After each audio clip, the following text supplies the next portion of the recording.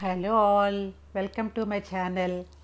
ఈరోజు మీ అందరికీ వంకాయ పచ్చడి తయారు చేసి చూపించబోతున్నాను. దీనికోసం 1 కేజీ వంకాయలు తీసుకున్నాను.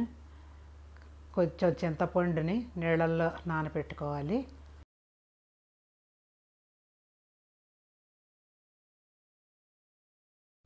అదేవిధంగా ఈ చిన్న ఉల్లిపాయలతో అయితే ఈ పచ్చడి చాలా రుచిగా ఉంటుంది.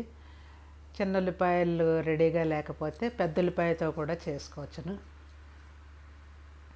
ఉల్లిపాయలు సన్నగా కట్ చేసి పెట్టుకోవాలి. అదేవిధంగా వెల్లుల్లిపాయలు 4 లేదా 5 వెల్లుల్లిపాయలు. నేను 1 కేజీ వంకాయలతో చేస్తున్నాను పచ్చడి. 1 కేజీ వంకాయలకి ఒక 1/2 కిలో చిన్న ఉల్లిపాయలు తీసుకున్నాను. ఒక మీడియం సైజు టొమాటో, 2 పచ్చిమిరపకాయలు అవసరం అవుతాయి. వంకాయలు కాలే లోపల పల్లీలు, ఒక పిడికెడు పల్లీలని వేయించి పక్కన పెట్టుకోవాలి.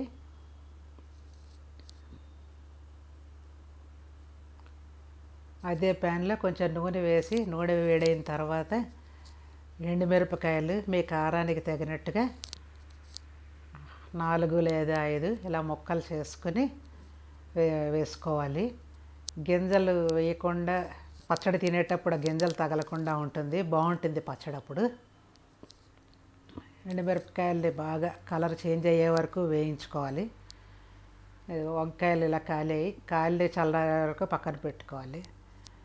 దీనికి కావాల్సిన పోపు మినప్పప్పు, శనగపప్పు, ఆవాలు ఇవి వేయించి, ఏ వంట చేసినా కూడా పోపు వేగడం అన్నది చాలా ఇంపార్టెంట్.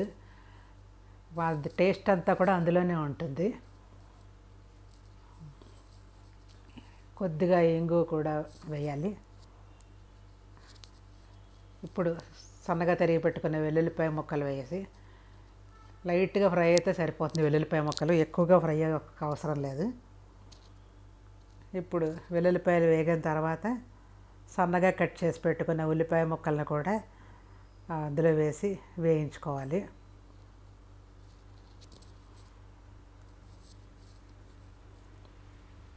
ఇప్పుడు కొద్దిగా పసుపు, ఈ ఉల్లిపాయ ముక్కలకు సరిపడా ఉప్పు వేసుకోవాలి. ఉల్లిపాయలో ఉప్పు వేయడం వలన ఉల్లిపాయ చాలా త్వరగా ఫ్రై అయిపోతుంది. ఉల్లిపాయలు మాత్రం బాగా ఈ రంగు వచ్చే వరకు వేయించుకోవాలి. ఇప్పుడు 2 లేదా 3 పచ్చిమిరపకాయలు, ఒక మీడియం సైజ్ టొమాటో సన్నగా కట్ చేసుకొని ఇవి కూడా ఉల్లిపాయ ముక్కల్లో వేసుకోవాలి.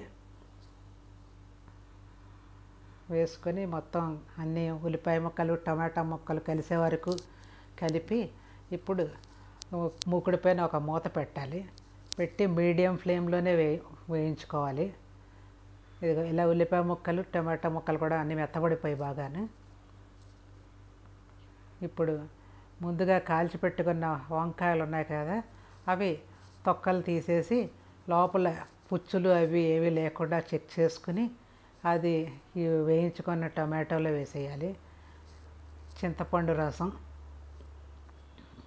ముందుగా మిక్సీలో వేసుకున్న పల్లీలు, ఎండుమిరపకాయల పౌడరు. ఈ పౌడరు మరీ మెత్తగా ఉండకూడదు, కొంచెం ఇలాగ గ్రాన్యూల్స్లో ఉంటే బాగుంటుంది. ఉంటే కొద్దిగా 1 పించ్ మెంతి పొడి, మెంతులు వేయించి తయారు చేసుకున్న పొడి కూడా వేసుకుంటే బాగుంటుంది. కొత్తిమీర ఎక్కువ వేసుకుంటే రుచిగా ఉంటుంది. ఒక గరిటెడు కొత్తిమీర వేసాను నేను. ఇప్పుడు స్టవ్ ఆఫ్ చేసేయచ్చు.